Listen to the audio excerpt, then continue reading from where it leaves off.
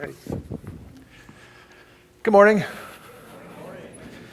You know, as cool as our ceiling treatment is and as effective as it is, it's also a little weird as a person on stage because we can't hear you.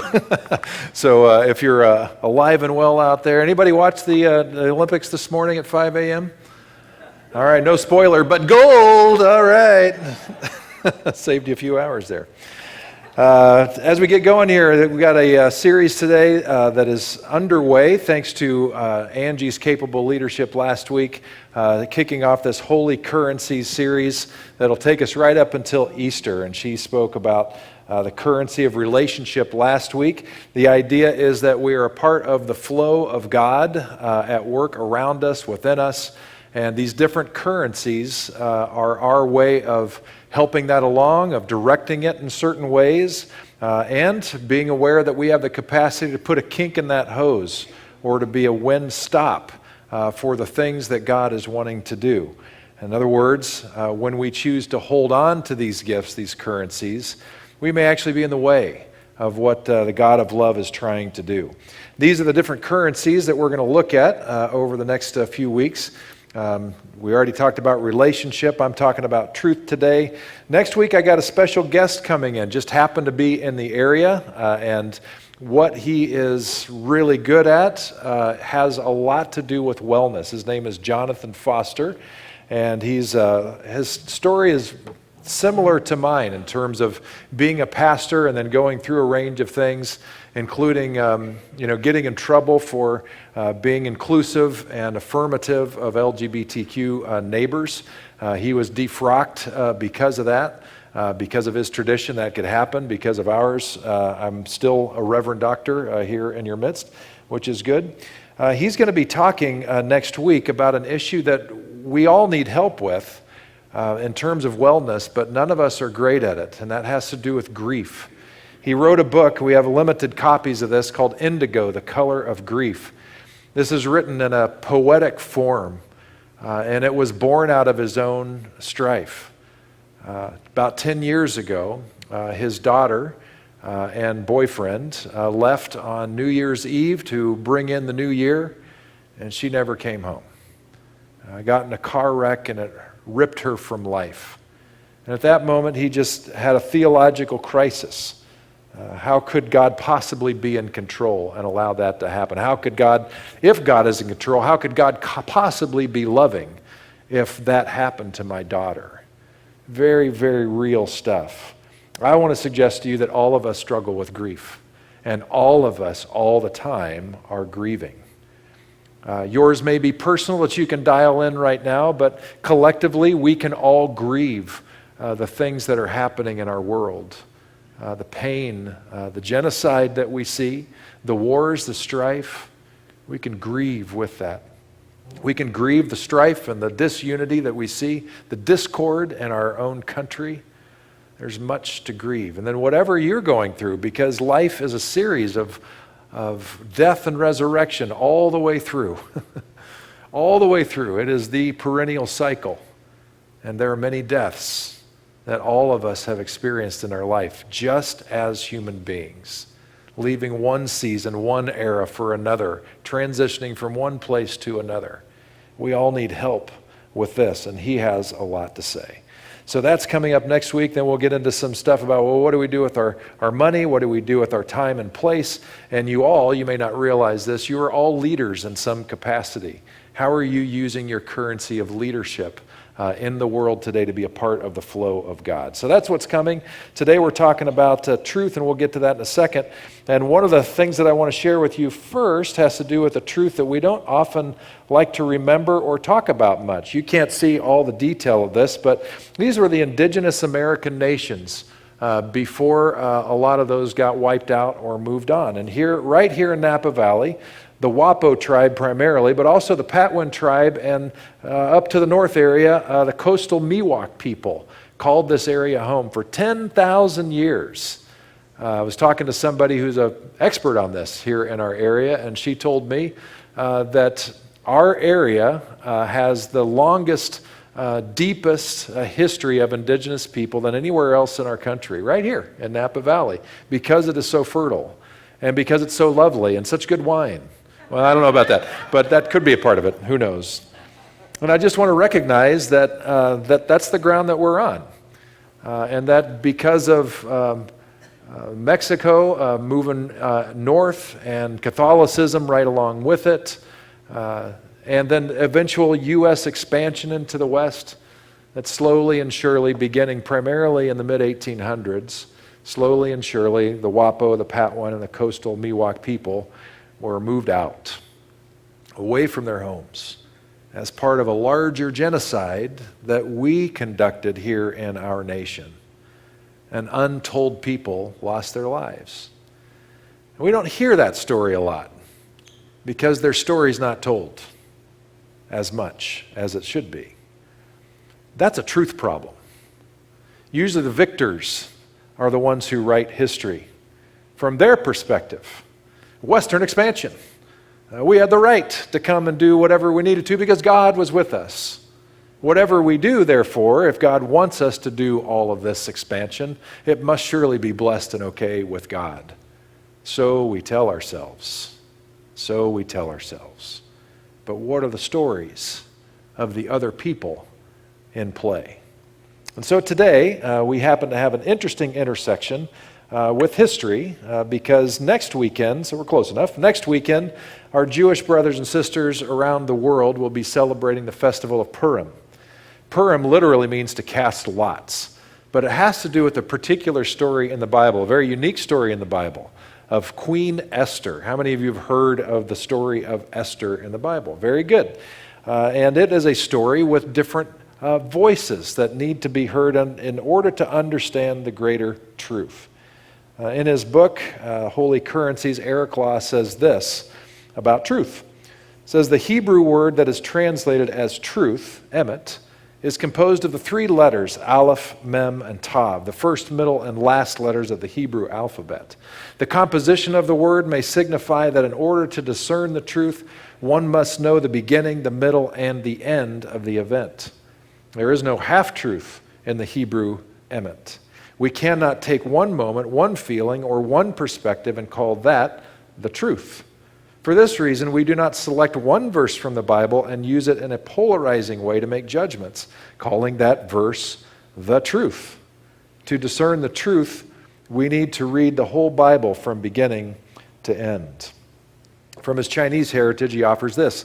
The Chinese word for truthful or genuine, zhen, includes two ideograms, shi and mu, and is also the number 10 while represents the eye. The bottom part of the Chinese symbol is for a table. The number 10 symbolizes completeness or wholeness, and discerning the truth requires that we look at an issue or event in a holistic way, perhaps through 10 different eyes or 10 different perspectives on the table. Speaking of verses that are taken out of context to burn people, Jesus said in John chapter 14, I am the way, the truth, and the life. This one has been used in an exclusive way by those who may mean well, but basically when they say to people, Jesus said, I'm the way, the truth, and the life, no one comes to the Father except through me, that's usually used as a pressure move to say, so you better say yes to Jesus or else you have no welcome in the company of God. But what if Jesus was talking much more broadly than that? What if he was saying there is a way that leads to God? There is a life that comes from God, and part of that is understanding the truth. Our story, the story before our story, the story of others who are in our story, and the story that is unfolding, a much bigger picture of reality. Then it becomes not so much this exclusivistic thing where you must believe thus and so or say this, but it broadens it out to a way, a truth, a life that comes from God and Spirit, which Gunger led us in song today. So these things are there for us. To get us to this, I'm going to have you experience this truth-telling, where you're going to hear the story of Esther in brevity, and then you're going to hear from four primary characters from this story. So you're lucky that they happen to be with us today, and you'll hear from them in turn. These are the primary characters that you need to know about. The setting is the city of Susa in the Persian Empire, which was a massive empire that in this particular instance was around 486 before the Common Era. And the context we have, the Jewish exiles who had been pushed out hundreds of years before were facing potential genocide. That's what we're looking at.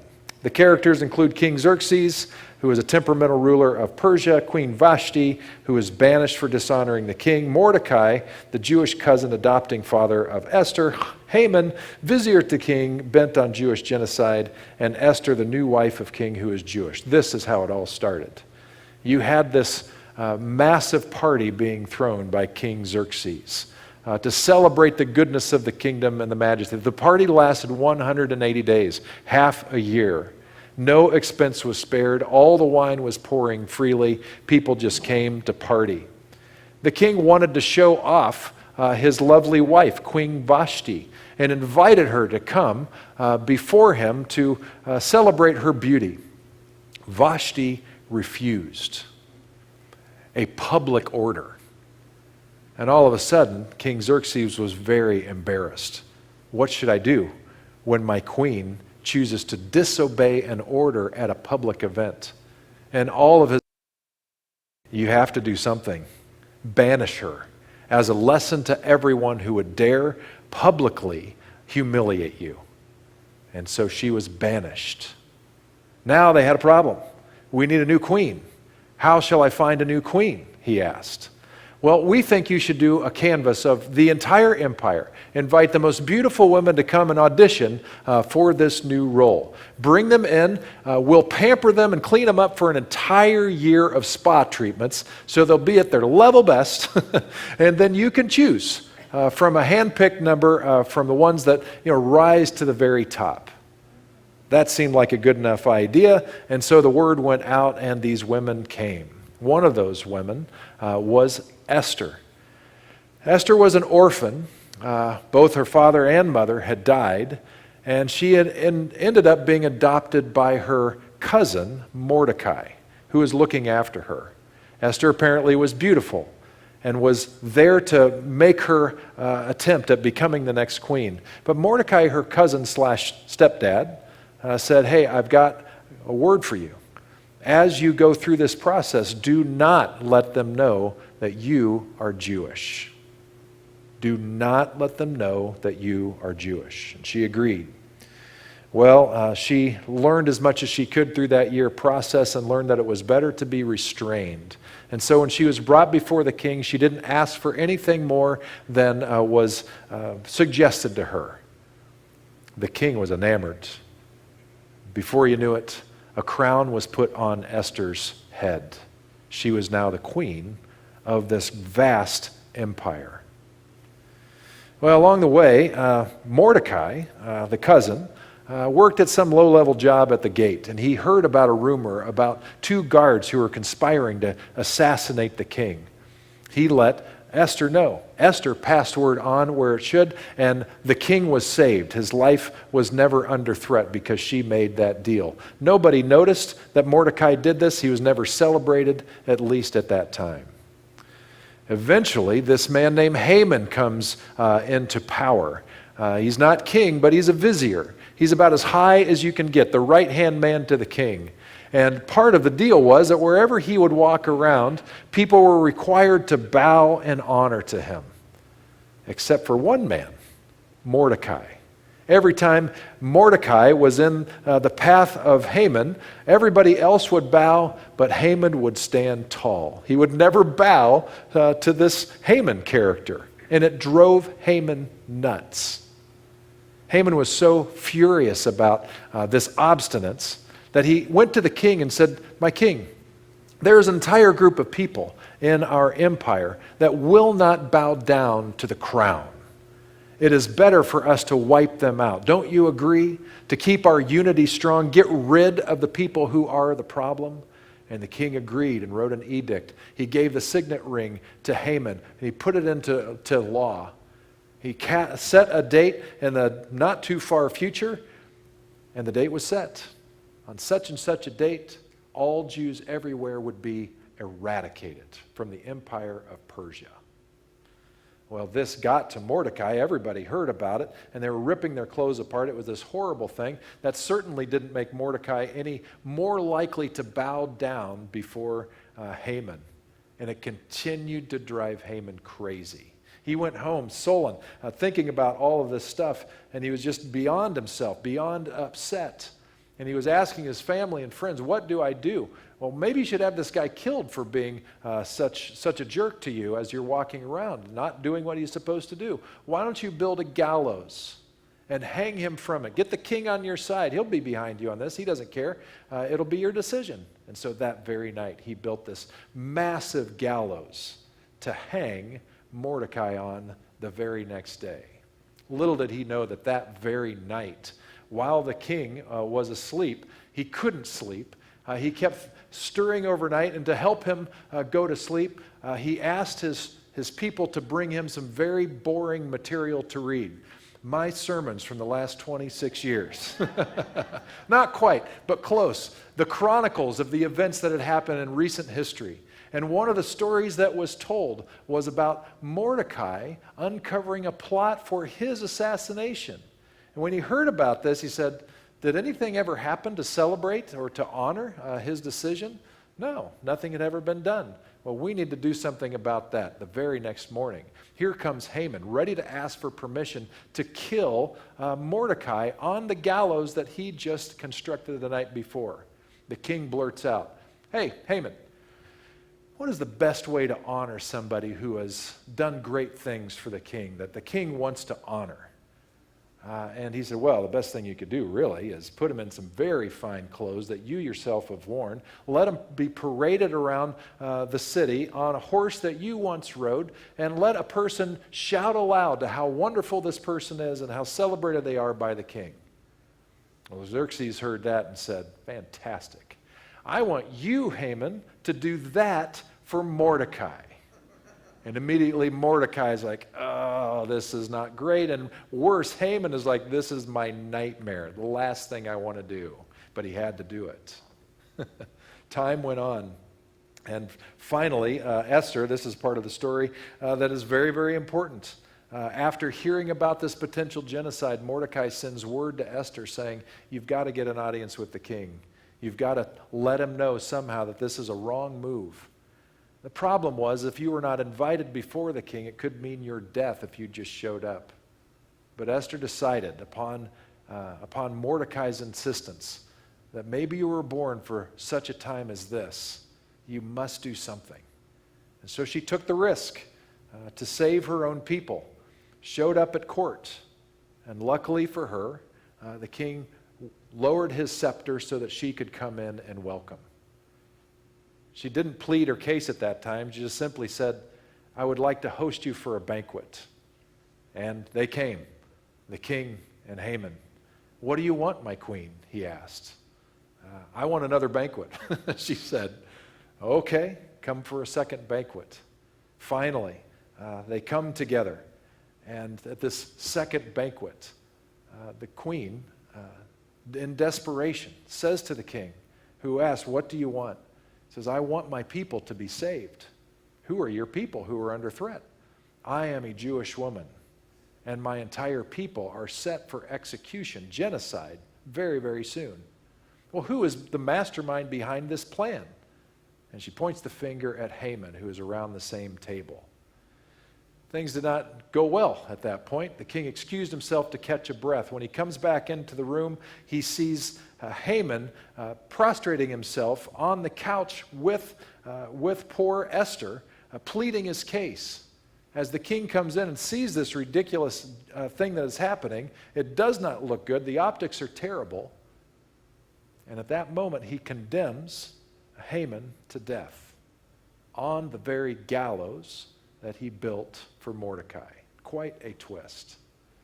That wasn't the end of the story. The people were still under threat because of this law that had put into place. And so they wrote another edict to allow the Jewish people to defend themselves. And that saved their life. That's the story in a nutshell, as brief as I can tell it. But now that you know the gist of it, I want you to hear from some of the key characters. And the first character we're going to hear from, as a way of understanding the fullness of the truth of the story, is from none other than Haman. I know he looks like Gordon Wagner, but he's really Haman. So let us welcome Haman to the stage.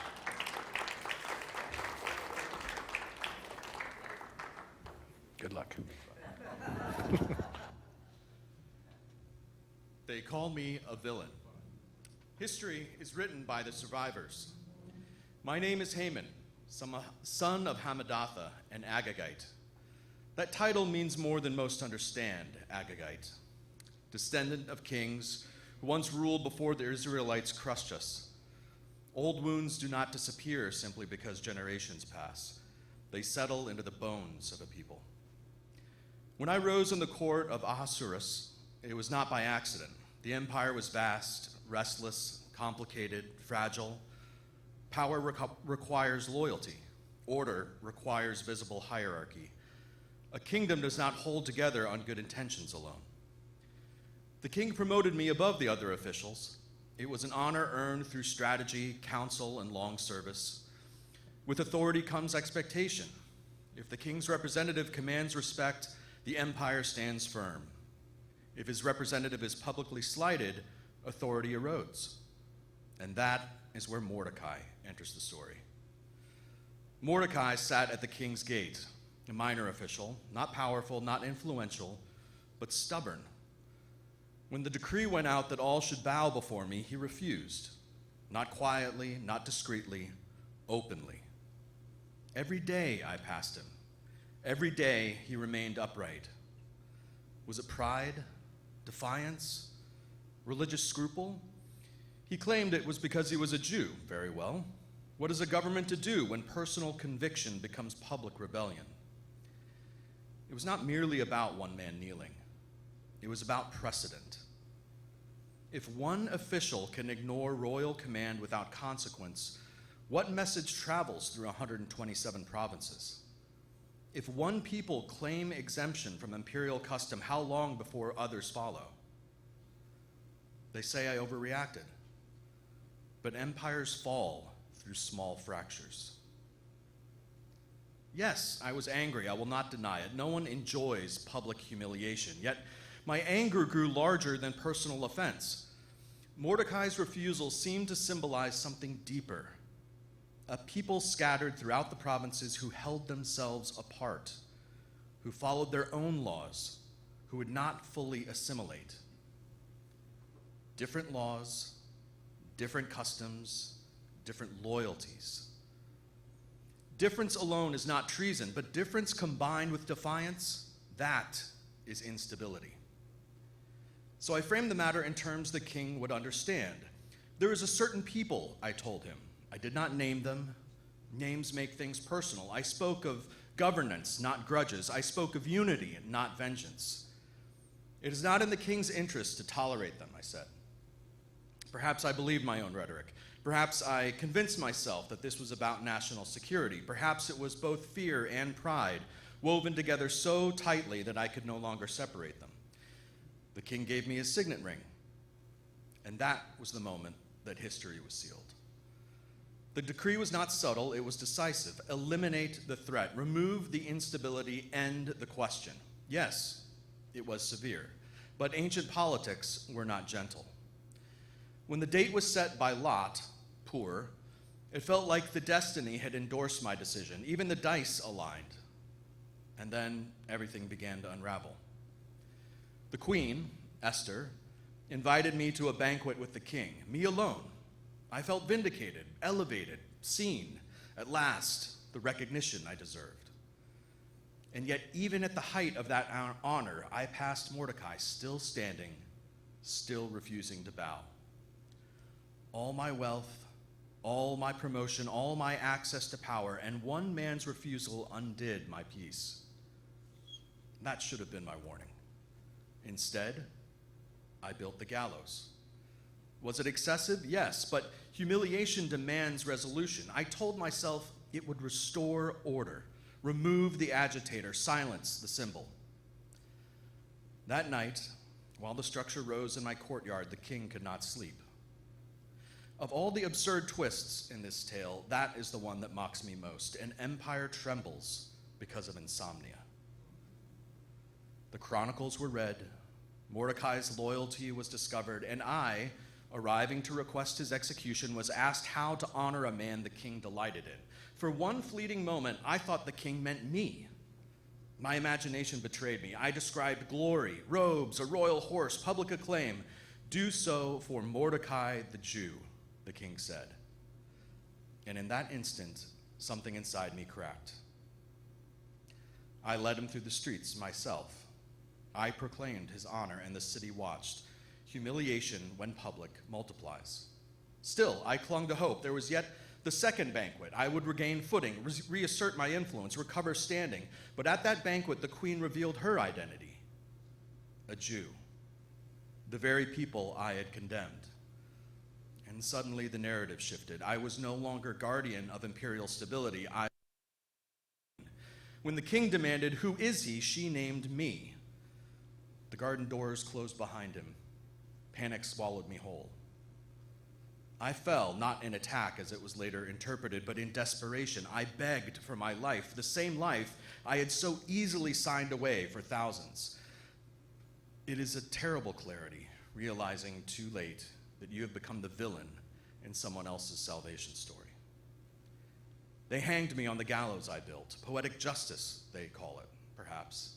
But from where I stood, the story felt different. I saw threats where others saw identity. I saw defiance where others saw faithfulness. I saw disunity where others saw conviction.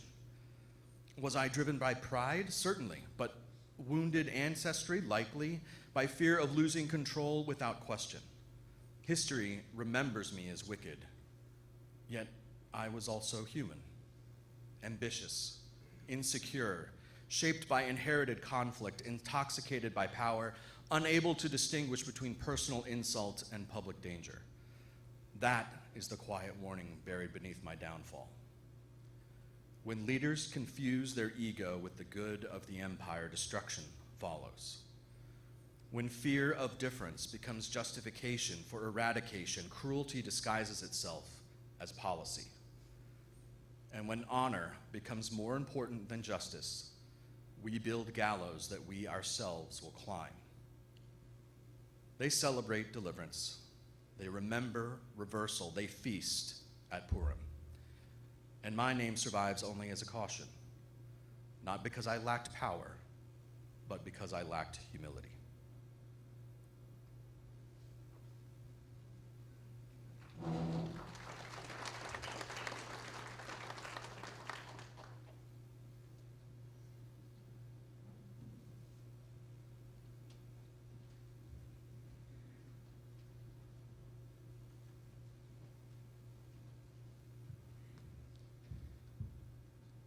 They tell the story as though I was a fool, or a tyrant, or a man asleep while others pulled strings. But I was a king with the largest empire the world had yet seen. My name was Xerxes I, though in the Hebrew telling they call me as Ezra's.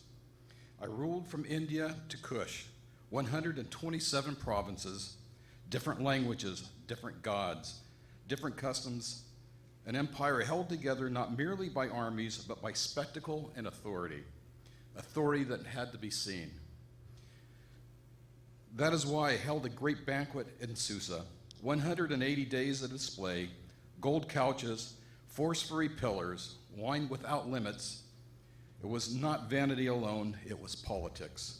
When governors witness powers, they're less inclined to test it. That's when the moment with Vashti, in a world with public refusal no small matter, when the queen declined to appear, I issued was no marital tension. It was a precedent. If the royal household fractures in public view, the providences take notice. Advisors warn me. If this defiance spreads, order weakens. So I made a decree. Remove the threat to stability. Replace the queen. You may judge it harshly, but empires are not maintained by appearance unsure. The search that followed brought many young women to the palace. Among them was Esther, She did not grasp for attention. She did not maneuver loudly. She listened. She carried herself with a quiet steadiness and a rare that was court built on ambition.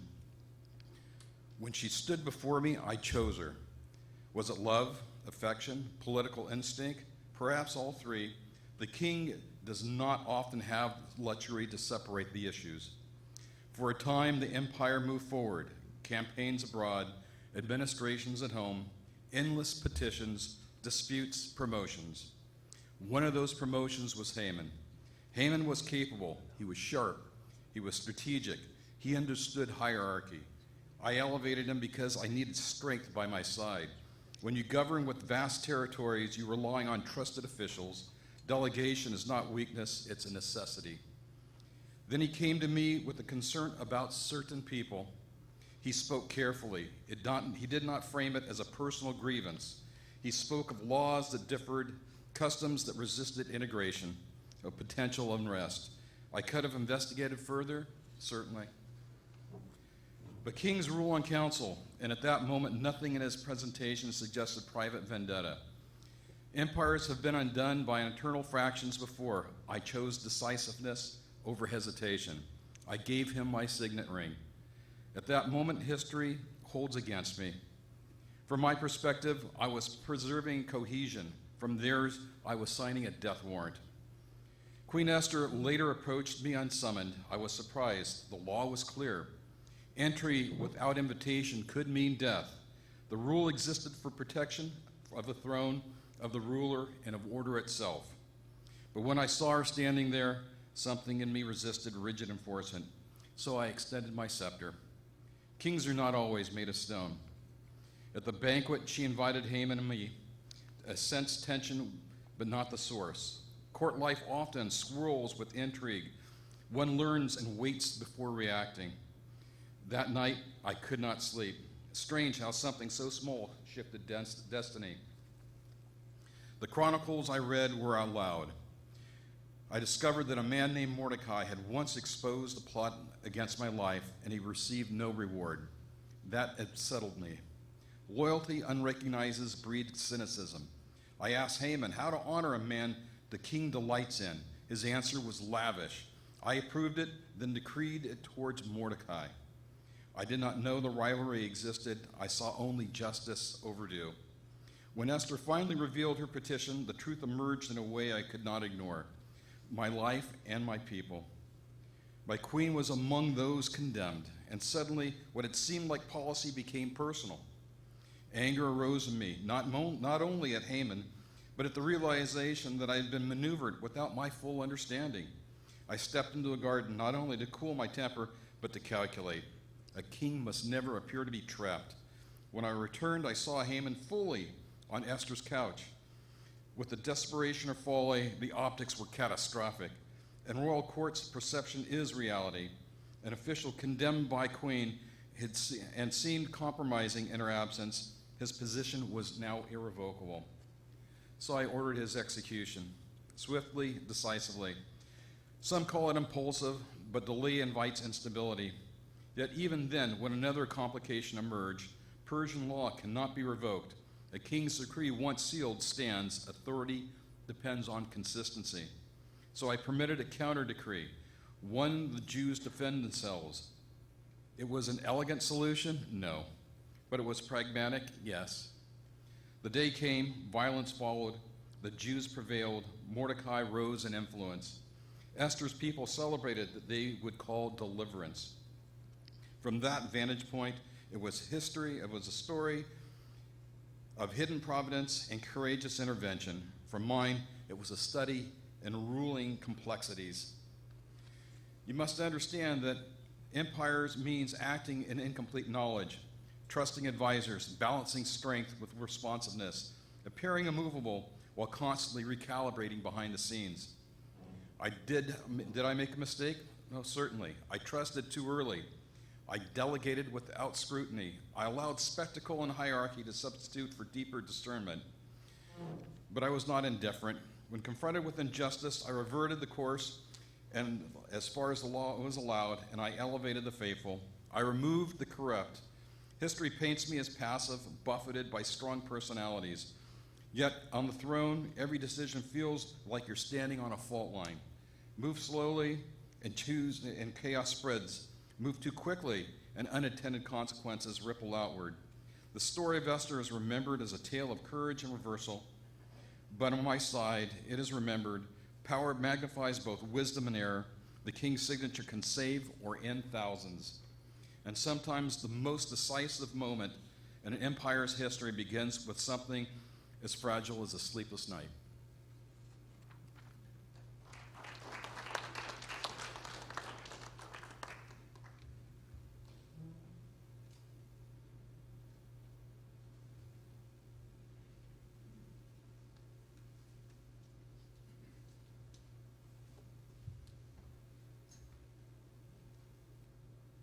They tell the story as if I were fearless, as if I always knew what would happen, as if courage were simple. My name is Mordecai. I am a Jew of the tribe of Benjamin, living not in Jerusalem, but in Susa. Exile is not just geography. It is a condition of the soul. You wake every morning in someone else's empire. You speak the language of your rulers.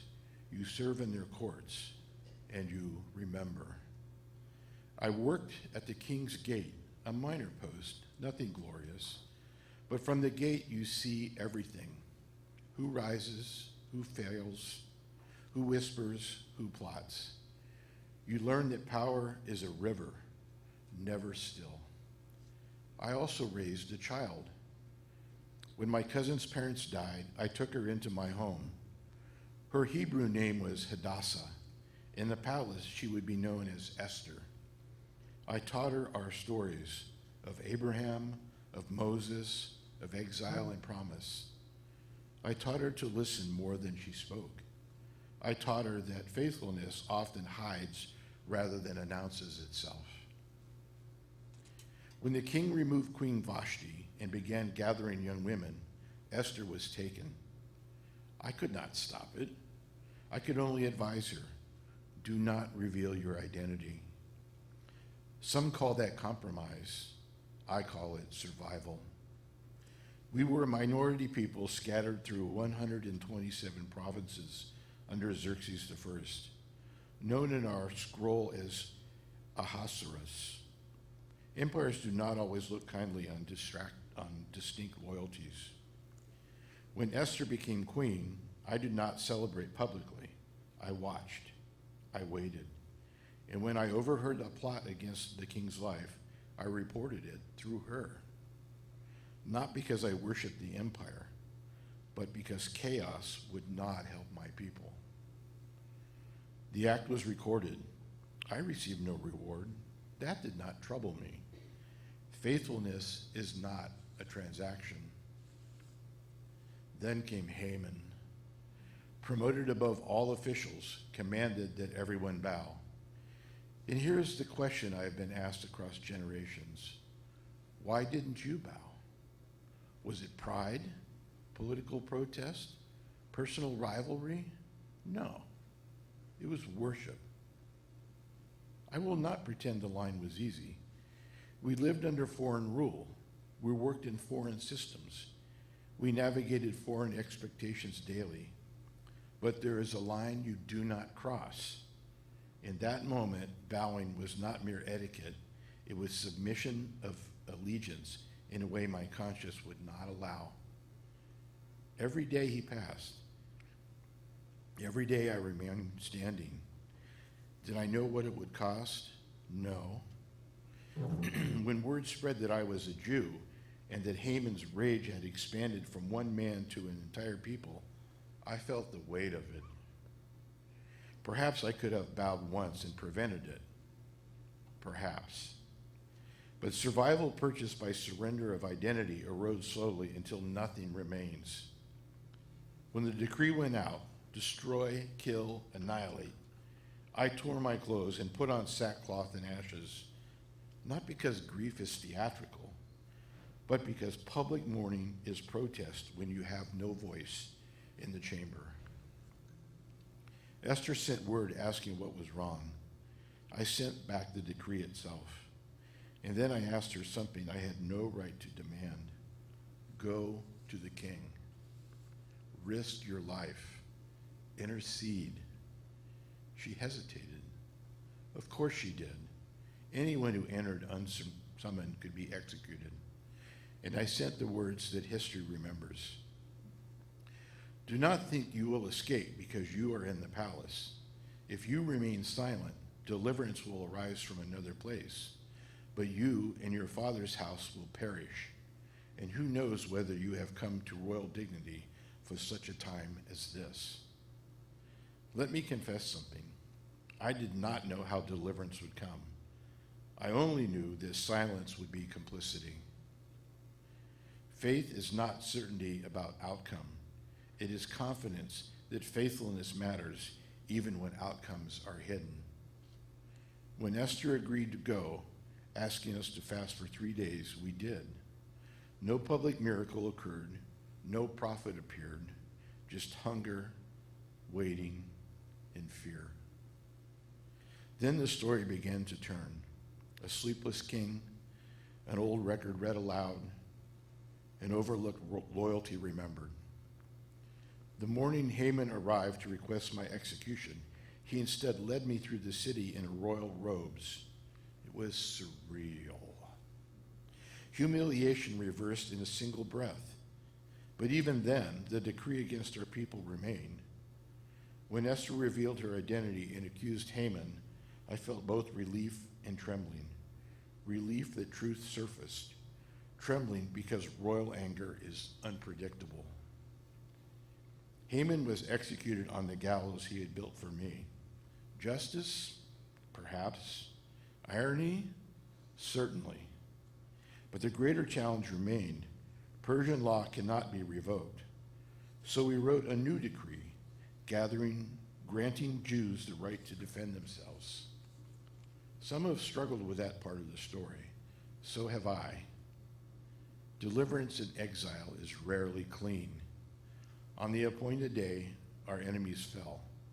We survived, we mourned, we defended, and afterward, we rested.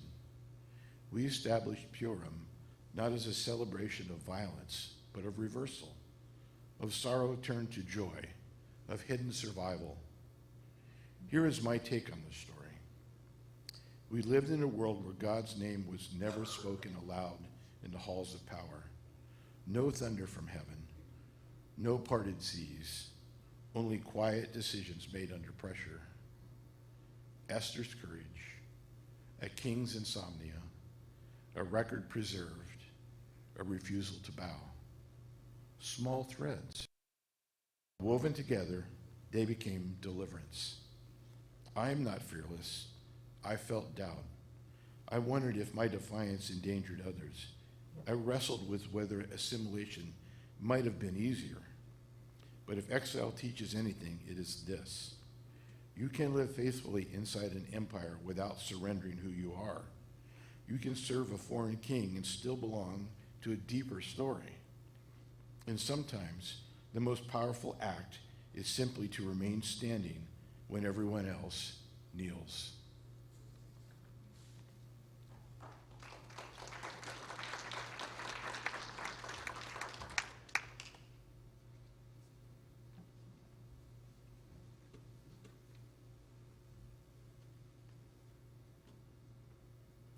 I am Queen Esther.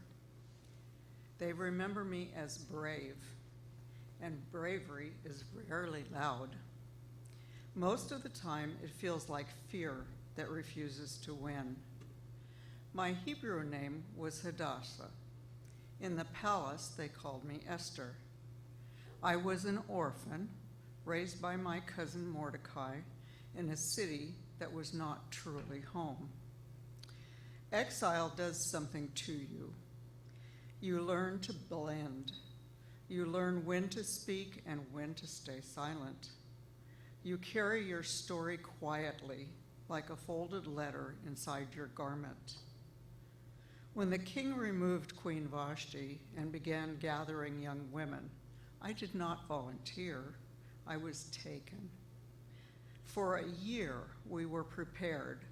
Oils, perfumes, instruction in court etiquette. Everything about the process felt like surrender. We were polished into presentation pieces. Mordecai's last instruction echoed in me. Do not reveal that you are Jewish. So I didn't. When I stood before Xerxes I, I did not try to dazzle him. I asked for nothing beyond what was suggested. I had learned that restraint can be a kind of strength. He chose me, and just like that, I was queen. But queens in Persia were not sovereign. We were favored until we were not. I had seen what had happened to Vashti. Royal position is a thin shield. I lived between two names, Esther in the court, Hadassah in my heart. When Mordecai sent word of a decree, annihilation, a man named Haman had persuaded the king to authorize the destruction of my people. I had heard of Haman. I had seen his pride in the corridors. I had not known his anger carried such reach. When Mordecai urged me to go to the king, I felt something close to panic. There is a law. Anyone who approaches the king unsummoned may be executed unless he extends his golden scepter. And I had not been called in 30 days. 30 days is a long time of silence in the court. I could have stayed quiet. I was safe, at least for a time, but Mordecai's message unsettled me. Do not think you will escape because you are in the palace. And who knows whether you have come to this royal dignity for such a time as this? That question would not leave me for such a time as this. It is one thing to survive in exile. It's another to risk your survival for others. So I asked for 3 days of fasting. People often skip over that part. They move quickly to the courage. But before courage came emptiness, hunger, waiting, no voice from heaven, no guarantee. On the 3rd day, I put on my royal robes. My hands were steady, but my heart was not. When I stepped into the inner court, every eye saw me. The law stood between us like a blade. The king looked up. Time slowed. Then he extended his scepter.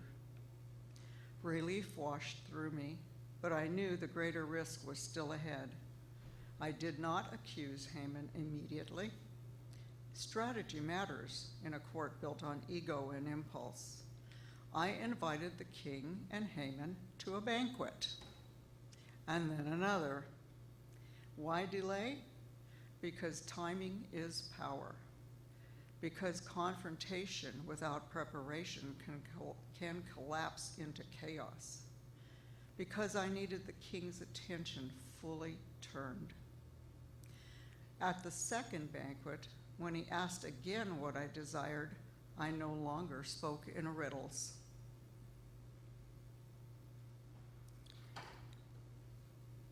If I have found favor in your sight, let my life be granted me and the lives of my people. You could feel the shift in the room. When he demanded to know who would dare such a thing, I pointed to Haman. The moment felt both terrifying and clarifying. Once spoken, truth cannot be recalled. The king's anger flared. Haman's confidence shattered. And suddenly the man who had orchestrated death was begging for his own life at my couch. There is no triumph in watching someone unravel, only gravity. When Haman was executed on the gallows that he had built for Mordecai, I did not celebrate. Justice in exile always carries sorrow. But the decree still stood. I went to the king again, this time weeping openly. I asked not for vengeance, but for survival. Persian law could not be revoked, but it could be countered. So a new decree was written. My people were granted the right to defend themselves, and they did. History calls it reversal. Mourning turned to joy, ashes turned to feasting. But from my side, the story feels quieter than that.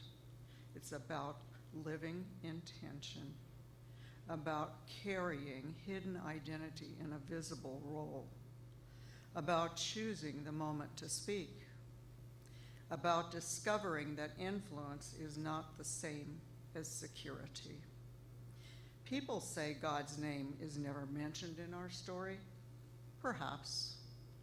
But I felt something steady beneath the chaos. Not control. There was too much unpredictability for that. But a weaving, threads crossing in unseen ways. A sleepless night. An old record read aloud. A question asked at the right moment. I did not know the outcome when I walked into that court. I only knew that silence could cost more than risk. If I am remembered for saying anything, let it be this: courage is not the absence of fear. It is deciding that someone else's survival matters more than your comfort. I was Hadassah long before I was Esther, and in the moment that mattered most, I chose to let both names stand together.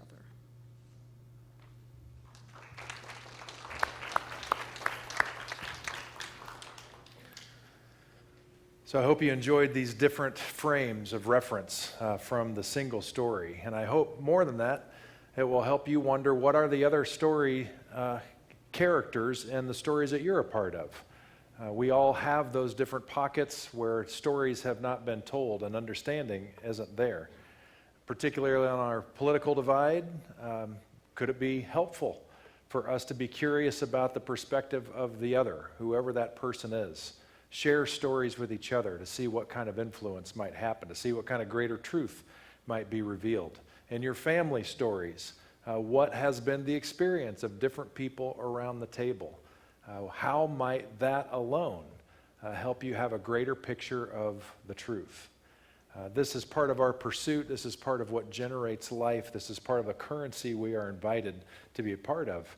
And as people of a Hebrew tradition who understand that the earlier parts of the story and the middle parts of the story and the end of the story all matter in understanding truth, who better than people of faith to ask for this and to demand that we understand all of the story?